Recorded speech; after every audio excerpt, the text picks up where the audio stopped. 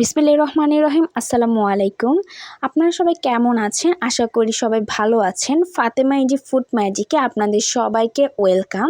আজকে আমি আবারও একটি নতুন রেসিপি নিয়ে আপনাদের কাছে চলে এলাম।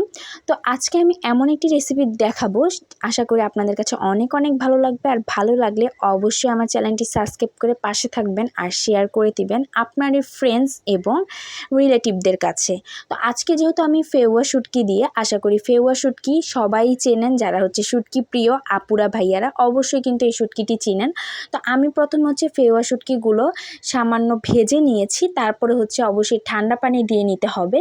তো আমি ফেওয়া শুটকি ভেজে নিয়েছি, তারপর ঠান্ডা পানিতে ভিজিয়ে রাখবো কিছুক্ষণ। তারপর আমি একটা প্যান বসে দিয়েছি চুলায়। এই প্যানের মধ্যে আমি কিছু পরিমাণ হচ্ছে রসুন কুচি দিব, যেহেতু শুটকি রান্না করব তাই কিন্তু রসুন কুচিটা একটু বেশি করেই দিতে হবে। তো এই যে আমি রসুন কুচিটা দিয়ে ভালো মতো লালচা লালচা করে ভেজে নিব। তো আমি আরেকটা কথা বলি, আপনাদের কাছে আমার রেসিপিটি ভালো লাগলে কিন্তু লাইক কমেন্ট শেয়ার করবেন, আর অবশ্যই কিন্তু আমার পাশে থেকে চ্যানেলটি সাবস্ক্রাইব করবেন, অনেক অনেক সাপোর্ট করবেন। তো এই যে দেখতেই পাচ্ছেন রসুনগুলা লালচা লালচা হয়ে যাওয়ার পর আমি হচ্ছে এখানে পেঁয়াজ কুচি দিয়ে দিয়েছি। তো পেঁয়াজ কুচির পরিমাণটা একটু বাড়িয়ে দিবেন, আমি একটু কমিয়ে দিয়েছি। তো আপনারা হচ্ছে যে যার পছন্দ মতো পেঁয়াজ কুচিটা দিয়ে নেবেন। আরেকটা কথা বলি, আপনারা চাইলে কিন্তু এখানে ফেওয়া শুটকির পরিবর্তে অন্য শুটকি দিয়েও এই একই রেসিপিটা রান্না করে সবাইকে চমকে দিতে পারেন।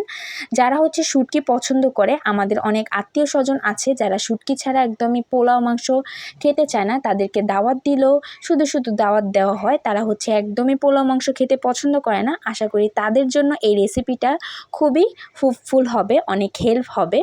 তো আমার তারপর পেঁয়াজটা এখানে লালচা লালচা হওয়ার পর আমি পরিমাণ মতো হলুদের গুঁড়া, মরিচের গুঁড়া, ধনিয়ার গুঁড়া, জিরার গুঁড়া, আদার গুঁড়া এবং পরিমাণ মতো লবণ দিয়ে কষিয়ে নিব হালকা একটু পানি দিয়ে।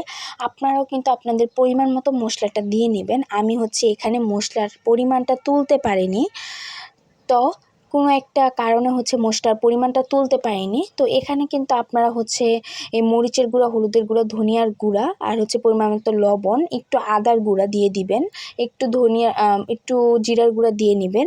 তবে আদার গুঁড়া না দিলেও হয়, তবে দিলে একটু টেস্ট হয়।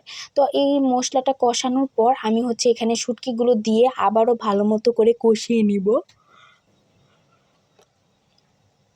তো শুটকিগুলো দিয়ে ভালো মতো কষিয়ে নিতে হবে। আর এই শুটকিগুলো যেহেতু তরকারি দেওয়ার পর কিন্তু ভেঙে যাবে, তাই হচ্ছে আমি একটু পানি দিয়ে ভালো মতো কষিয়ে মানে সিদ্ধ করে তারপর হচ্ছে শুটকিগুলো কী করি সেটা কিন্তু আপনারা অবশ্যই দেখবেন। আর এই শুটকির মধ্যে যদি আমি তরকারিগুলো দিয়ে দিই তাহলে কিন্তু একদম ভেঙে পুরো তরকারি কাটা কাটা হয়ে যাবে, তাই আপনারা কিন্তু এই ভুলটা কখনোই করবেন না। আপনারা হচ্ছে শুটকিটা একটা বাটির মধ্যে তুলে ফেলবেন। এই যে আমি সিদ্ধ হওয়ার পর একটা বাটিতে হচ্ছে শুটকিগুলো তুলে নিচ্ছি। তো তুলে নেওয়ার পরে হচ্ছে এখানে আমি হচ্ছে আলু দিয়ে দিয়েছি।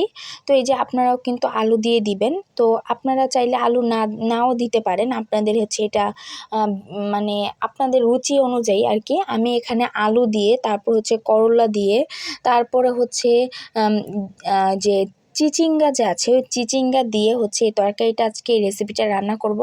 আশা করি আপনাদের কাছে অনেক অনেক ভালো লাগবে। আমার কাছে এই রেসিপিটা অনেক ভালো লাগে। তো এই যে দেখতেই পাচ্ছেন এখানে কিন্তু আমি করলা দিয়ে নিয়েছি। তো করলাগুলা কেটে নিয়েছি, আলু সেম করে আলু যেভাবে কেটেছি করলা একইভাবে কেটেছি, চিচিঙ্গাও একইভাবে কেটেছি। তো আপনারা হচ্ছে নিজের পছন্দ মতো আর কি সিস্টেম করে কেটে নেবেন। অনেকে হয়তো গোল খেতে পছন্দ করে, অনেকে হয়তো লম্বা খেতে পছন্দ করে, অনেকে হয়তো মাঝে দিয়ে ভাগ করে খেতে পছন্দ করে। তো যে যে সাইজে আর কি রান্না করে সুবিধা পান এভাবেই রান্না করবেন। তো আমি সব তরকারি একভাবে লম্বা করেই কেটেছি, আর শুটকি রান্না করার সময় লম্বা করেই সব তরকারি কাটলে ভালো লাগে আর কি। তো যাই হোক, এখন হচ্ছে আমি একটু সামান্য পানি দিয়ে এটাকে হচ্ছে ভালো মতো কষিয়ে নিব। তো এই যে উপরে সামান্য পরিমাণ হচ্ছে কাঁচা মরিচ দিয়ে দিয়েছে আর কাঁচা পেঁয়াজ দিয়ে দিয়েছে। তো আপনারা হচ্ছে এগুলো দিয়ে দিতে পারেন। তো এই যে দেখতেই পাচ্ছেন তরকারি কালারটি কিন্তু অনেক সুন্দর। আর তরকারি কালারটা এরকমই রাখার জন্য আপনারা কিন্তু একদমই ঢাকনা ব্যবহার করবেন না। তরকারিটা যদি একদম ঢাকনা দিয়ে দেন তাহলে কিন্তু তরকারি কালারটা পুরোপুরি চেঞ্জ হয়ে যাবে, একদম কালো কালো হয়ে যাবে। তো আমি কখনোই হচ্ছে যেগুলো মানে ঢাকা লাগে না ওই তরকারিগুলো কখনোই কিন্তু ঢাকি না। তো আমি কিন্তু একদম চুলার আঁচটা বাড়িয়ে তারপরে কিন্তু তরকারিটা জাল দিয়েছি। তো এই মুহূর্তে হচ্ছে আমার একদম কারেন্ট চলে গিয়েছিল, তাই হচ্ছে দেখা যাচ্ছিল না কিছুই।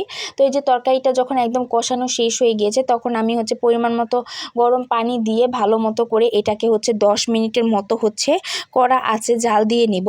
আর হচ্ছে এই শুটকিগুলো যে রাখা আছে এই শুটকিগুলো হচ্ছে ভালো মতো বলক আসার পর হচ্ছে শুটকিগুলো দিয়ে দিব।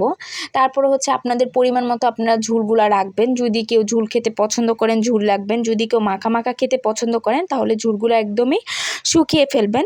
তো আমি যেহেতু একটু ঝোল খাবো তাই হচ্ছে আমি 10 মিনিট পরে হচ্ছে চুলা থেকে নামিয়ে ফেলবো।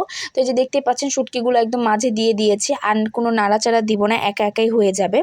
তো আমার আজকের রেসিপিটি হচ্ছে এই পর্যন্তই। কার কার কাছে আমার আজকের রেসিপি ভালো লেগেছে অবশ্যই কিন্তু কমেন্টস করে দিবেন। তো সবাই ভালো থাকেন, পরবর্তী রেসিপিতে পাশে থাকবেন। আসসালামু আলাইকুম।